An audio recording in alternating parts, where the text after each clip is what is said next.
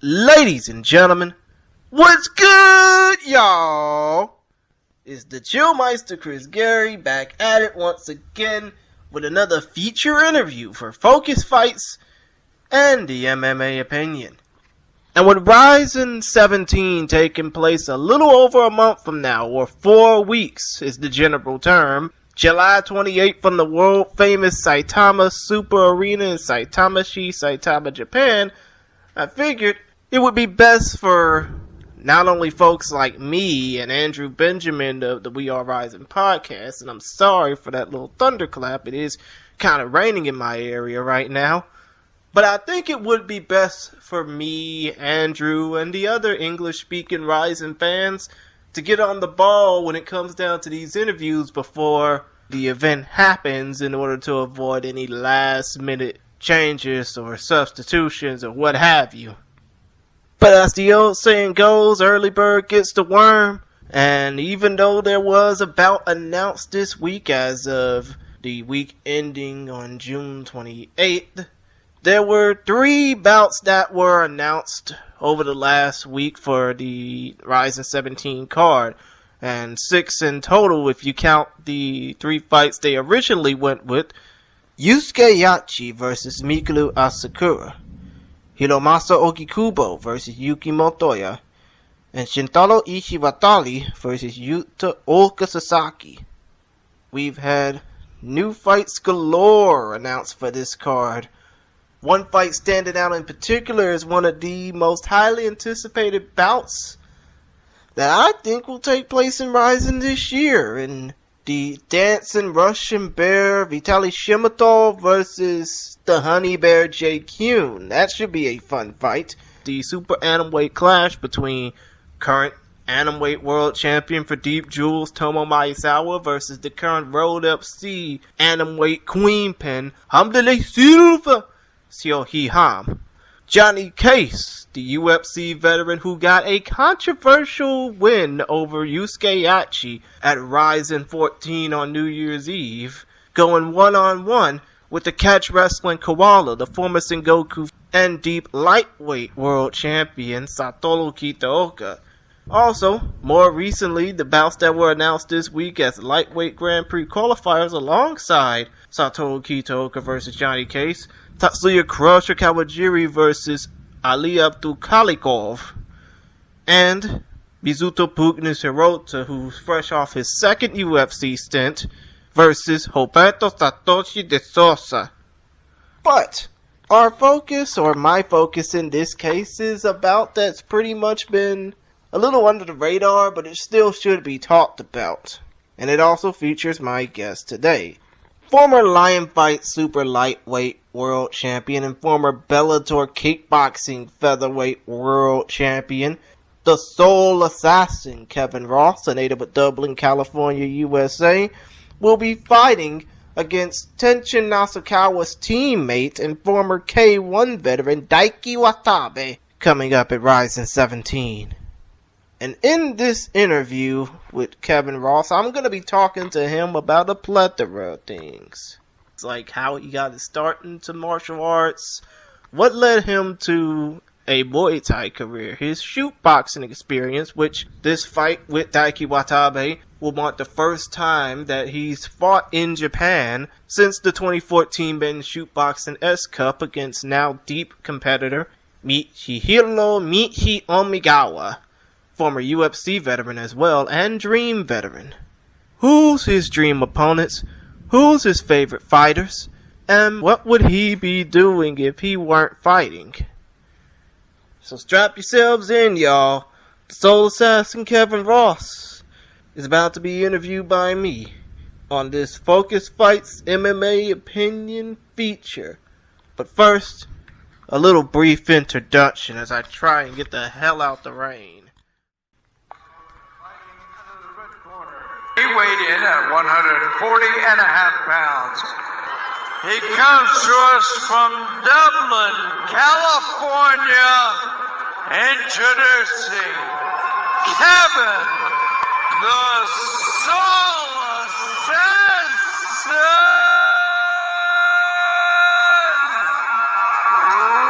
Ross!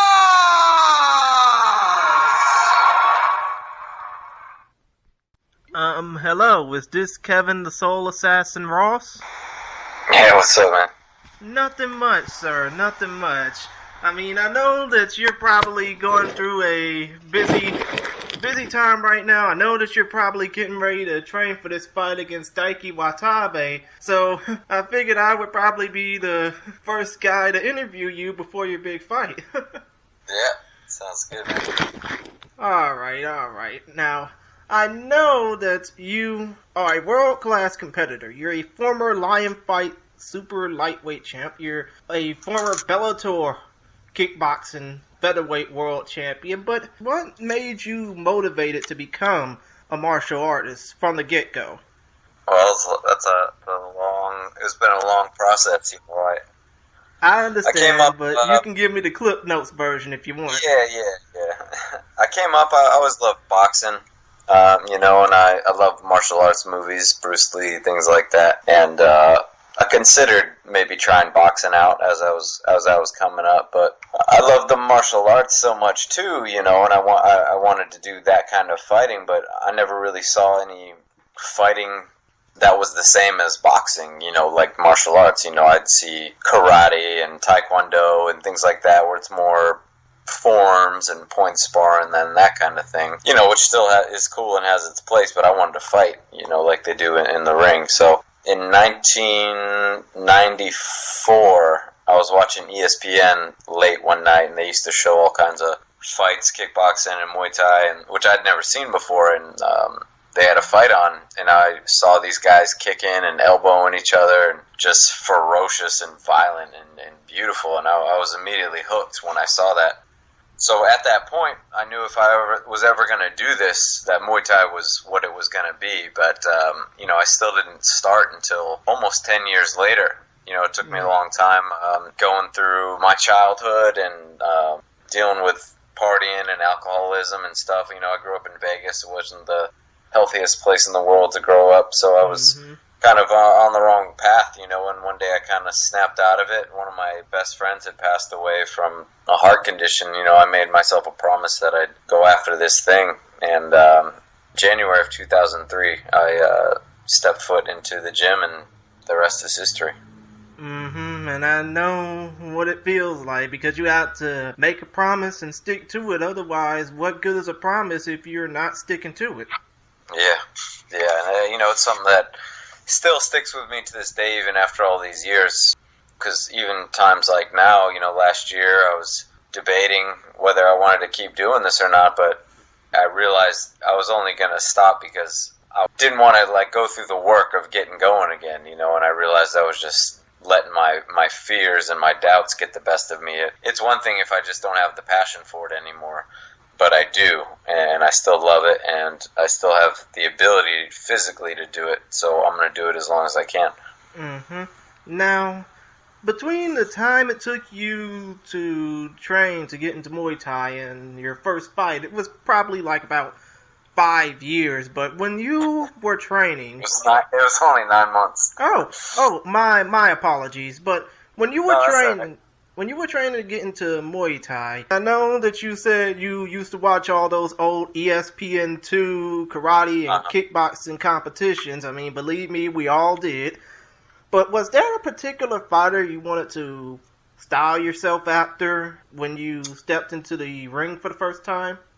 Well, you see, like, when I came up, you know, this was long before YouTube or anything like that, so it was very difficult to get your hands on any real fights at that point in time. And well, unless you were tape trading. Yeah, which is what we did, and you know, I think the first fighter that really, like, stuck out to me was Ramon Dekkers, you know, which you know, stands out to a lot of people. So seeing the way he fought, you know, and he was very similar to a lot of the boxers I like Arturo Gatti is one of my all-time favorite fighters, and they have a very similar mentality when it comes to fighting, you know, so I was immediately drawn to him, and just that kind of style of fighting where they're just giving it all they have. It's not always about looking pretty and winning on points, you know, they're going in there to give it everything that they have regardless of the outcome, and that's something that has always spoken to me and how I've always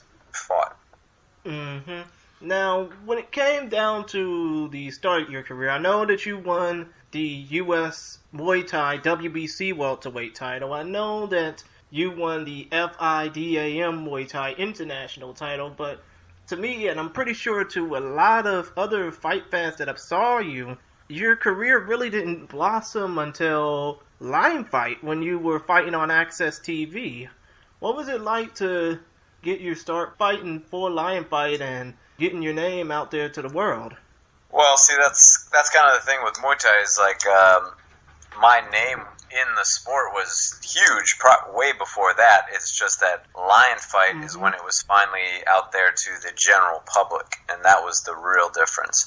You know, I'd already been in the game and established myself for over a decade at that point. But, you know, being able to fight on live national TV, it was such a huge thing, you know, and timing-wise, it was pretty crazy because that first fight was right after my ACL surgery, which I was out for 9 months. So my first live televised fight here was my comeback fight. And, you know, it was all just really crazy, and I felt very blessed to be a part of that and to still be here in the sport after all of these years and after all of these fights and all these injuries and obstacles and that kind of thing. And yeah, it was very surreal. You know, I've always known that the sport would get to where it's at today. I mean, it's going to get a lot bigger and continually progress, but I didn't think I would still be fighting while this was happening.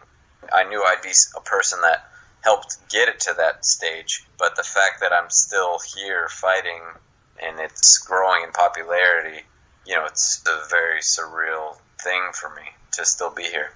And I know that you talked about your first fight back from injury, and that was against Chris Kwiatkowski, am I right? Right, Kwiatkowski. Oh, Kwiatkowski, I'm sorry. I get some of these names mixed up. Right now, I don't even know how you say it, so don't worry about it. Yeah, but you had your fight against Chris Kwiatkowski, and obviously that was after you had all the success in Thailand and especially in the U.S., and obviously your last two fights prior to that against two Thai legends in Saitama-shi and Sagatao. Yeah. But you won your first world title against Michael Thompson at Lion Fight 16 on the 4th of July, 2014, and then lost your title to K1 veteran Tetsuya Yamato on March 27, 2015. What was it like to not only win a world title, but to also lose that title? Well, you know, for me it's always been about the fights. Like titles and records and that kind of thing, that they never really hold much weight to me, for various reasons.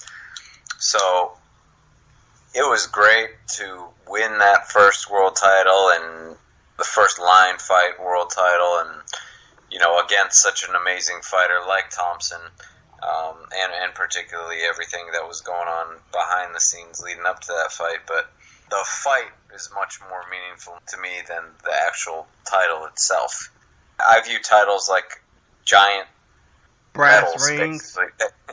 Yeah, just medals that you can wear. That's, you know, it's a nice trinket, but they don't really mean too much because there's so much more to it. Like, it's about who you fought, how you fought. There's so many other circumstances. You know, too often we view someone with a title and we automatically put them up on this pedestal when 90% of the titles out there don't mean anything at all. Right. So I don't. I've never really put too much weight into it. You know, it was really cool to win, but the thing with that world title was, and the Bellator world title, the same, it kind of put me in a position to where I started feeling like I had to be a certain way or a certain type of fighter instead of just letting go and being myself. It kind of got in the way. You know, I'd prefer not to have them at all and just fight. As I said, they're cool, and, you know, it's a nice thing to set your sights on, but for me, I'd rather not have any titles and just fight those people.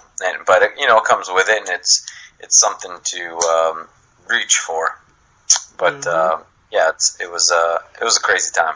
So I guess that would probably disqualify me from asking about the Bellator featherweight title, but about? No, it's still, I do want to get it back, but more importantly for me is to rematch Varga. So even if he doesn't have the title, it's more important for me to fight him than fight for that. If in the process of that comes along, that's great and all, but it's more important for me to fight him than it is to fight for that piece of metal. And I know that you probably want to get your hands on him and knock him out, considering the fact that he knocked you out back on July 14th, 2018. Yeah, I look forward to next time we get in the ring. I have nothing but respect for him. He's a great fighter and a great ambassador for the sport, and I hope that we can get in there again. Right. So, when it comes down to this upcoming fight that you're going to be a part of against Daiki Watabe, I know this won't be your first time fighting in Japan because you fought in Japan before against UFC veteran Michihiro Omigawa for the Shootboxing Men's S Cup in 2013, if I'm not mistaken. Yeah, I think it was 2014, but yeah. Oh. That's the only time I've ever fought in Japan. And unfortunately, it was shootboxing, so it wasn't really my skill set. It was one of those fights that I just took to stay active because Lion Fight was having such a long break in between the fights they had scheduled for me. I didn't want to wait a year to fight, so I went over there and did that one. It was some people know about the situation, but technically I won the fight, and then they disqualified me after the fact because it happened through a cut. It was a headbutt. Yeah, he actually headbutted me and cut himself. But yeah, so it was part of the tournament, and I wasn't able to advance to the second round because of it. But it was fun. It was a great experience. I've fought overseas enough times to know that if you don't go in there and knock them out, then you're probably not going to win. And even if you do knock them out, you still might not win. So it wasn't that big a deal to me. I always know what to expect, regardless of the outcome. I had fun. But I'm really looking forward to this one because it's actually my skill set. It's kickboxing, not Muay Thai, but I've been enjoying doing the kickboxing thing and fighting for RIZIN and fighting at that enormous stadium in front of all those people is going to be quite an experience. And I know that basically you're going to be coming into this event for RIZIN, fighting your first time in Japan in like 5 years, but when it comes down to fighting in Japan as opposed to Thailand or California or Nevada or even Mexico, do you think that there's a sort of aura to fighting in front of a lot of history? Oh yeah, for sure. Fighting in Japan, especially at that stadium and for that promotion, there's been so many amazing fights there. Not only at that stadium, but just in Japan in general. When I was coming up, the K1 Max was just like the biggest thing in the world, and something I've followed so much, and it was kind of always my dream to fight on that, even though I'm much smaller than that weight class. So to be able to follow in those kind of shoes and fight in that environment is really a dream come true and a long time coming.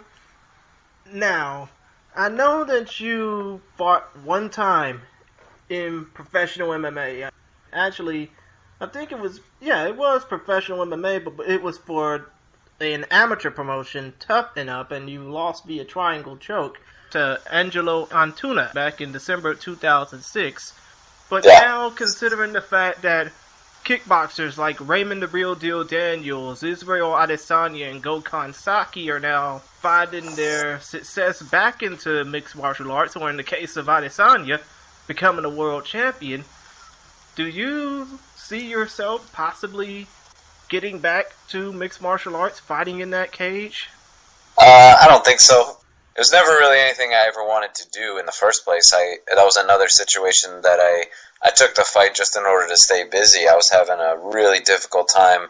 I had a long layoff of fights for a good year or two because I just couldn't get any fights. I'd get fights scheduled, and then people would back out, and this just kept happening over and over and over. And a lot of the guys that I trained with were fighting in the UFC, fighting in Pride, fighting all these big MMA promotions. Like, why don't you just do MMA? Why don't you just do MMA? And for me, it was one of those things where if I'm going to do MMA, then that's all I'm going to do. I'm not going to go back and forth. I don't want to have just my toes in. If I'm going to do something, I'm going to go all the way, and that means I'm going to give up or stop fighting stand-up and just focus all of my time and attention on MMA. And I just wasn't ready to do that, and I don't think I'll ever be ready to do that. If something was to come along and it was the right fighter in the right situation, I could see it happening, but the odds of that going down are pretty slim. You know, I never like to completely close the door to anything, so if the right thing came along, of course I would do it, but I don't really see it happen. I get what you mean about you not wanting to fight in MMA, because there are some people that they want to stick to one style of fighting. They want to stick to one type of fighting, so it probably wouldn't fit everybody, but it would probably fit a select few. You know what I mean? Oh yeah, for sure. It's definitely a stylistic thing. You know, there's some style of fighters that can do that and it works well for them. I mean, it's the same with, for me, going back and forth between Muay Thai and kickboxing is relatively easy, whereas there's plenty of Muay Thai fighters and a lot of Muay Thai fighters who would have a really difficult time switching to kickboxing with limiting their weapons. Right. Especially when it comes down to kickboxing and Muay Thai, where you have to decide if you're gonna be using elbows or if you're not. Right. And I only got a couple more questions to ask you, but when it comes down to your favorite fighters of all time, I know you listed the late great Ramon Dekkers as one, but what are probably some of your favorite fighters that you either gotten a chance to see in all those old ESPN2 shows or see live? Oh, you're just asking ones I've seen before? Or yeah, just in either general? live or, either live in person or back in the days on those old ESPN2 shows. Well, as far as people I've seen and actually know, Jongsanon Fairtex is one of my friends and one of my all-time favorite fighters. So is Pornsini Sitmonchai. I was very fortunate to train at that gym many times. I think 6 or 7 times, actually. You know, I consider that one of my home away from homes. Those are 2 of my all-time favorite fighters, as well as 2 people I consider friends. I can understand that. And one more question. When it comes down to dream opponents, I know that you have fought guys like Gabriel Varga, Tetsuya Yamato, Seienchai, and Malapet.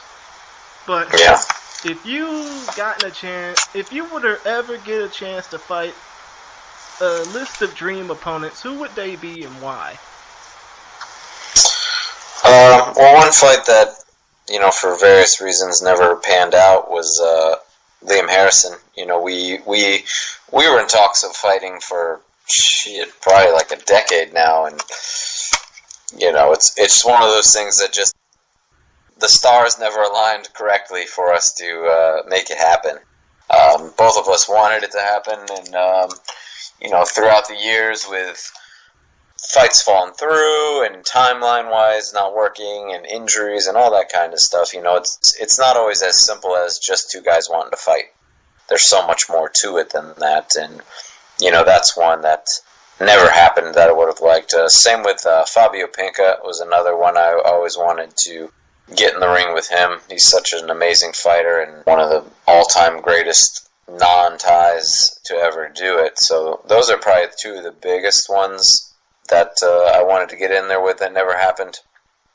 I used to always want to fight Bovey because he's one of my favorite fighters, but he stopped fighting a while back, so that one's definitely not going to happen. But yeah, those 2 guys would always be at the top of my list. Right. I understand what you're saying on that. Now, I know that I'm about to go ahead on and let you go, but is there any way that your fans, that your followers can get into contact with? What's the best way that people can get in contact with you? Instagram's usually the easiest these days. My Instagram is the Soul Assassin, DA Soul Assassin. Facebook as well. You know, I got a Facebook page, which is what you hit me up on. that's pretty easy to contact me that way. But I'm pretty easy to find and track down and get a hold of if you just look me up. I see. And as far as your fight against Daiki Watabe coming up on July 28th at RIZIN 17 in Saitama, what is your message for the fans that are going to see you compete not just on Fight TV, but in the arena and around the world? And what's your message for Daiki? Well, I'm really looking forward to this fight, being there on this promotion in such a huge event. And it's been a year since I've been in the ring, and I've been making a lot of changes inside and outside of training, so I'm looking forward to showing up better than I've ever been, and showing that I'm still progressing and getting better, and I'm, as always, going to put on a great show for all of the fans that are watching. And as far as a message to my opponent goes, I look forward to meeting him inside the ring and putting on a show. I see. And I know this might sound like a bit of overkill, but if there was one thing you'd be doing if you weren't a fighter, what would it be? Well, the stuff that I already do as I'm a fighter.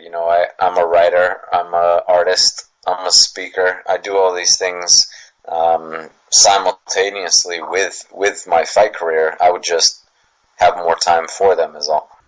I understand. But other than that, it's been fun talking with you, Mr. Ross. I cannot wait to see you compete on July 28th against Daiki Watabe at RIZIN 17, and I wish you the best of luck in the rest of your fighting career. Thank you very much. It was nice talking to you, too. You're welcome, sir. Anytime. Well, as you can hear around me clearly right about now, the rain has officially subsided. But still, we had a fun time talking with the Soul Assassin Kevin Ross, and I hope y'all enjoyed it. If y'all want to follow Kevin, feel free to follow him on all his social channels that he mentioned, as well as on Twitter at DA Soul Assassin.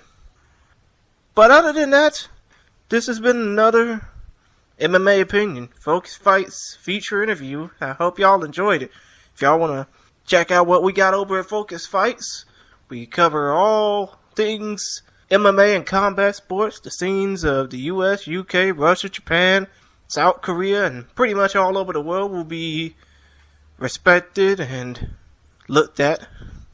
You can follow us on Twitter at Focus Fights, like our Facebook page, facebook.com/Focus Fights, and of course, if you're watching this on YouTube, please subscribe to our channel, or just search us up, Focus Fights, and then subscribe to our channel, because we really need subscribers. And I'm not just talking about we're trying to make a total or whatever. We're just looking for subscribers, because we really want to try and get this content out. We really want to try and get our website back up. Hell, we really want to try and do all that we can so that we can continue to do this stuff just for all of you, the fight fans. That's all we want to do. We're basically a blog of only a short amount of people. We just want to put over as much as we can about the other world of professional combat sports aside from what you normally see. So yeah, if you can give us a like, a follow, or a subscription, free of course, that'll help us a lot. Also, you can follow the MMA Opinion on Facebook, or actually like them, facebook.com/the MMA Opinion, TheMMAOpinion. I don't know if we got Twitter. I know the main guy behind it does, but the MMA Opinion as a whole does not have a Twitter account. You can follow one of the best blogs on Facebook by liking them and following them on Facebook. For me personally, you can follow me on Twitter. I'll be sure to follow you back at ChrisGary92. For the We Are Rising podcast, you can follow us, myself and Andrew Benjamin, at ABenja1, ABENJA1. You can follow us at We Are Rizin Pod, WeareRizin all in one word. And also check us out on Stitcher, SoundCloud, and hopefully soon, after we get done with this RIZIN 17 preview, and hopefully a review, hopefully soon we'll be on any place you'll get your podcasts, like, Google Podcasts and iTunes and all that crap. I hope y'all enjoyed the interview with the Soul Assassin Kevin Ross, because prior to this RIZIN 17 card, I hope to get more interviews as more of these fights get announced, and it seems like they're getting announced by the second now. But as soon as more details and more fights get announced for this card, I hope to bring just as many interviews just so that you guys, the Focus Fights and MMA Opinion fan bases, can enjoy them. But until then, for now, this is the Chillmeister Chris Gary saying peace, my peoples, in one love world, and I'll see y'all on the next one. Later.